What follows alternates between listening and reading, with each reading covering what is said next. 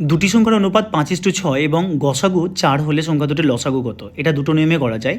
একটা হচ্ছে শর্টকাট আর একটা হচ্ছে আগে যেভাবে করতাম মানে 9-10-এ।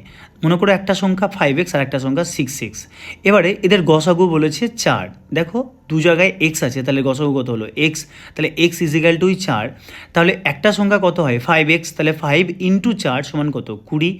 আর আরেকটা সংখ্যা হয় কত 4×6 = 24। তাহলে আমরা দুটো সংখ্যাই পেয়ে গেলাম। এবার বলেছে এদের লসাগু, জাস্ট লসাগু করে নাও। 20 আর 24-এর লসাগু, এটা 2 দিয়ে দিলে 10 2 20, 12 2 24, আর আবার 2 দিয়ে দিলে 5 2 10, 6 2 12। তাহলে 2 2 4, 5 4 20, 6 20 120 হচ্ছে এর লসাগু। উত্তর হয়ে গেছে। কিন্তু এটা খুব শর্টকাটেও করা যায়। কিভাবে?